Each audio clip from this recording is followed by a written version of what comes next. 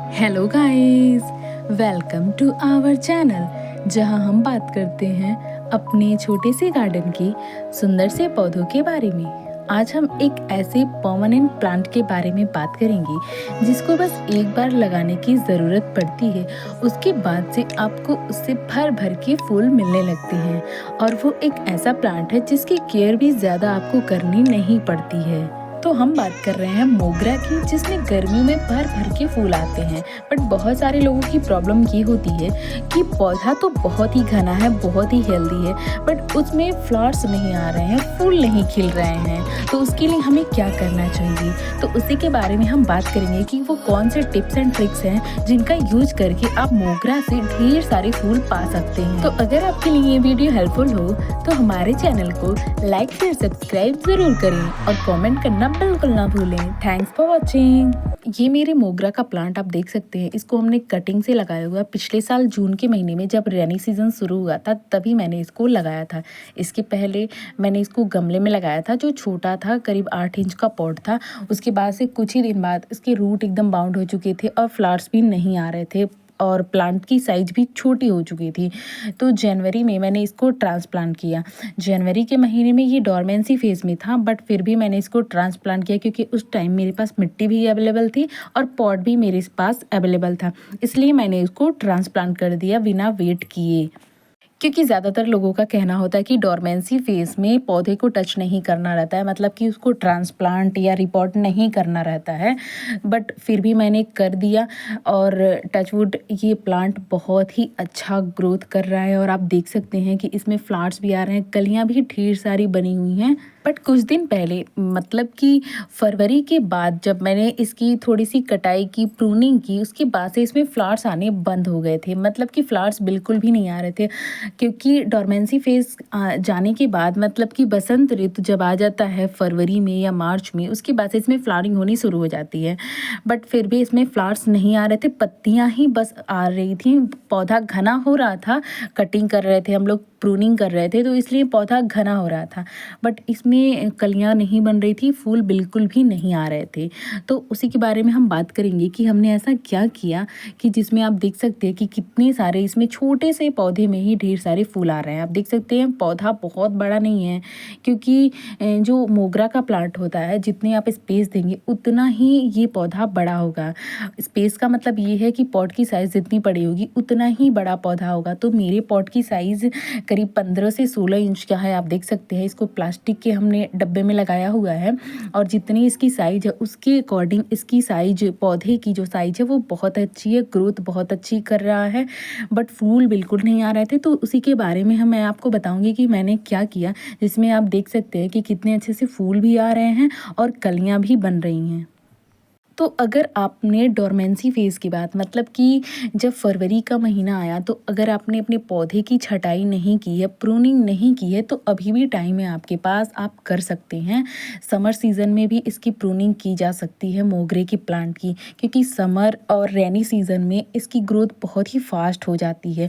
तो अगर आप इस टाइम भी कर सकते हैं तो आप प्रूनिंग इसकी कर सकते हैं, क्योंकि प्रूनिंग करने के बाद बहुत ही फास्ट इसकी ग्रोथ होती है। मोगरा का जो प्लांट होता है, बहुत सारी पत्तियां, बहुत सारे ब्रांचेस निकलते हैं और जितनी ज़्यादा ब्रांचेस उतनी ज़्यादा कलियां, उतने ज़्यादा फूल हमको मिलेंगे। तो पहला काम आपको करना है कि पौधे की प्रूनिंग करना है। अगर आपका पौधा बहुत ही जंगल झाड़ की तरह है तो आप उसकी हार्ड प्रूनिंग भी कर सकते हैं।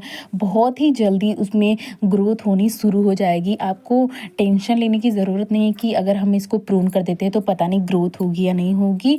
किसी भी टाइम पे आप इसकी प्रूनिंग कर सकते हैं। सिर्फ आपको डोरमेंसी फेज छोड़ करके आप किसी भी टाइम पे इसकी प्रूनिंग कर सकते हैं। मतलब कि सर्दियों का जो समय होता है उस टाइम पे आप इसकी प्रूनिंग ना करें तो बेहतर होता है, क्योंकि उस टाइम पे आप कुछ भी कर लेंगे।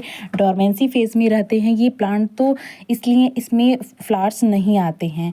तो गर्मियों के टाइम पे जब भी आपको लगे कि अब गर्मियाँ थोड़ी थोड़ी आ रही हैं, बसंत ऋतु का आगमन हो गया है, तो आपको इसमें प्रूनिंग कर देनी है। और दूसरा काम जो करना है आपको, मिट्टी की गुड़ाई। हफ्ते में एक बार आपको मिट्टी की गुड़ाई ज़रूर कर देनी है। ऐसा नहीं है कि मोगरे के प्लांट में ही, कोई भी परमानेंट प्लांट है, अगर आप उसको पॉट में लगा रहे हैं, कंटेनर में लगा रहे हैं, तो उसकी गुड़ाई करनी ज़रूरी, क्योंकि वो बहुत ही बड़ी जड़ वाले पौधे होते हैं। जो परमानेंट प्लांट्स होते हैं वो बहुत ही बड़ी जड़ वाले पौधे होते हैं और वो एक पॉट में पड़े रहते हैं। तो इसलिए अगर उनको एरिएशन के लिए उनमें गुड़ाई करनी बहुत ही ज़रूरी होती है। जब भी आप इसकी गुड़ाई करेंगे तो जड़ों तक जो ऑक्सीजन होता है वो पहुँचता है। तो इसलिए पौधे की गुड़ाई करनी बहुत ही ज़रूरी है। दूसरा काम आपको करना है कि पौधे की गुड़ाई हफ्ते में एक बार ज़रूर करें। बहुत ज़्यादा गहरे में नहीं करना है, हल्का हल्का ऊपर से ही आपको गुड़ाई कर देनी है।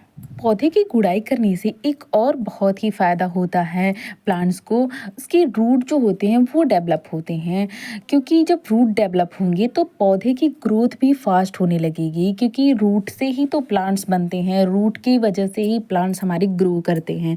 तो इसलिए गुड़ाई करना बहुत ही ज़रूरी है किसी भी प्लांट की, अगर आपने उसको पॉट में लगाया है। तीसरा जो काम करना है आपको मोगरा के प्लांट में, वो है महीने में एक बार या फिर 20 से 25 दिन में एक बार आपको कोई भी ऑर्गेनिक खाद उसको ज़रूर देना है, मिट्टी में ज़रूर देना है। अगर आपने किसी पॉट या कंटेनर में पौधे को लगाया हुआ है तो खाद में आप कुछ भी दे सकते हैं, मतलब कि वर्मी कंपोस्ट या फिर गोबर की खाद भी दे सकते हैं। अगर आप कोई लिक्विड फर्टिलाइज़र बना करके देना चाहते हैं तो वो भी दे सकते हैं, जैसे कि उपले का पानी हो गया या फिर सरसों की खली का लिक्विड फर्टिलाइज़र। बट गर्मियों में जो सरसों की खली का लिक्विड फर्टिलाइज़र उसको आप अवॉइड करें तो बेहतर है। आप उसकी जगह पे उपले का पानी दें, क्योंकि वो बहुत ही बेनिफिशियल होता है प्लांट्स के लिए। प्लांट्स में खाद देने के लिए सिर्फ ऊपर से थोड़ी सी मिट्टी की गुड़ाई करनी होती है, उसके बाद से आप डायरेक्ट खाद को उसमें डाल सकते हैं। उसके बाद से ऊपर से मिट्टी कवर कर दें। जब भी खाद दें इस बात का ध्यान रहे कि वो शाम के टाइम पे दें, जैसा कि मैंने आपको बताया। और अगर आप लिक्विड फर्टिलाइज़र बना करके देते हैं तो आप उसको डायरेक्ट दे सकते हैं, मिट्टी की गुड़ाई करने की ज़रूरत नहीं पड़ती है। मोगरा में जो सबसे इम्पॉर्टेंट काम होता है, जिससे कि ढेर सारे फ्लावर्स भी आते हैं, क्योंकि कितना भी कुछ कर लीजिए, अगर आप पौधे को 6 से 8 घंटे की प्रॉपर धूप नहीं दिखाते हैं, ऐसी जगह पे नहीं रखते हैं जहाँ पे इसको 6 से 8 घंटे की धूप मिलती हो, तो प्लांट्स में आप कुछ भी कर लीजिए, फ्लावरिंग नहीं होगी। तो इसलिए ये एक परमानेंट प्लांट है और फुल सनलाइट वाला पौधा है, तो इसलिए इसको ऐसी जगह पे रखें जहाँ पे इसको पूरे दिन की धूप मिलती हो। किसी बालकनी या टेरेस पे या किसी भी ऐसी जगह पे इसको लगाएं जहाँ पे इसको धूप मिलती हो प्रॉपर पूरे दिन की, क्योंकि सारी प्लांट्स की कुछ रिक्वायरमेंट्स होती हैं जिनको अगर हम फुलफ़िल नहीं करते हैं तो आप प्लांट्स में कितने भी खाद, कितने भी फर्टिलाइज़र कुछ भी कर लें, वो प्लांट्स फ्लावरिंग नहीं करते हैं। तो उन्हीं सब चीज़ों में से एक है सनलाइट। जितने भी परमानेंट प्लांट्स होते हैं जो समर में फ्लावरिंग करते हैं, उन सब में अगर हम इसको प्रॉपर धूप नहीं दिखाते हैं, ऐसी जगह पे नहीं लगाते हैं इसको जहाँ पे इसको धूप मिलती हो, वो प्लांट्स बिल्कुल भी नहीं चलते हैं। और उन्हीं में से एक ये मोगरा का भी प्लांट है। अगर इसको पूरे दिन की धूप नहीं मिलती है तो कितने भी फर्टिलाइज़र हम डाल लें, इसमें फ्लावरिंग बिल्कुल भी नहीं होगी तो 1-2 फ्लावरिंग होगी, वो भी फूल जो आएंगे वो एकदम से ढिल के एकदम नाजुक से लगेंगे, ऐसा लगेगा छूते ही एकदम से ये फूल गिर जाते हैं। तो इसीलिए इसको ऐसी जगह पे रखें जहाँ पे इसको पूरे दिन की धूप मिलती हो, तभी इसमें अच्छे से फ्लावरिंग होगी। सनलाइट के साथ साथ एक और जो ज़रूरी चीज़ है मोगरा के प्लांट के लिए, वो है पानी की रिक्वायरमेंट।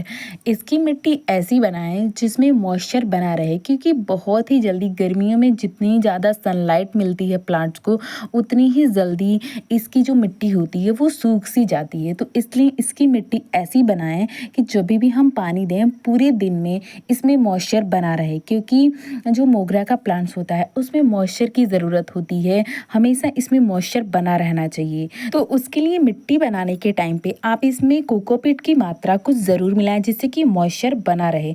और अगर आपने कोकोपीट नहीं मिलाया है तो आप पौधे की मल्चिंग ज़रूर करें, जिससे कि गर्मियों के टाइम पे इसकी मिट्टी पूरी तरीके से ना सूखे और मॉइस्चर हमेशा बना रहे। फिर आप शाम के टाइम पे इसमें पानी डाल सकते हैं। अब वो फाइनल चीज़ हम आपको बताने जा रहे हैं जिससे कि फ्लावरिंग आपके प्लांट्स में तुरंत ही होने लगेगी।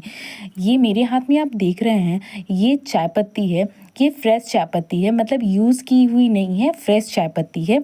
इसी की वजह से मेरे मोगरा प्लांट में जिसमें एक भी फूल नहीं आ रहे थे, और आप देख सकते हैं कितनी सारी कलियां और कितने सारे फूल आ रहे हैं एक छोटे से प्लांट में ही।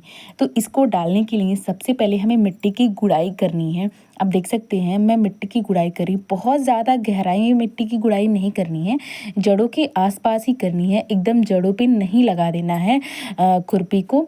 साइड साइड में आप इसकी गुड़ाई कर सकते हैं जैसा कि मैं कर रही हूँ, बस थोड़ा हल्का हल्का ऊपर से ही गुड़ाई करके फिर हम ये जो चाय पत्ती लिए हैं उसको हमें डाल देना है इसमें।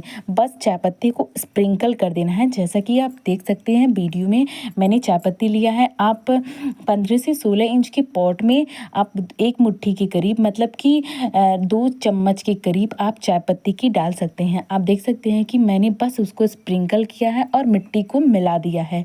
ज़्यादा मिट्टी को दबाना नहीं है, बस जो हमने गुड़ाई की थी उसी मिट्टी को बस मिला देना है। इसको करने के बाद मिट्टी में अच्छे से पानी दे देना है। और इस काम को करना कब है, तो हमें ये काम शाम को करना है। मतलब जो चाय पत्ती है मिट्टी की गुड़ाई करके हमें शाम में देना रहता है, सुबह में बिल्कुल भी नहीं दें।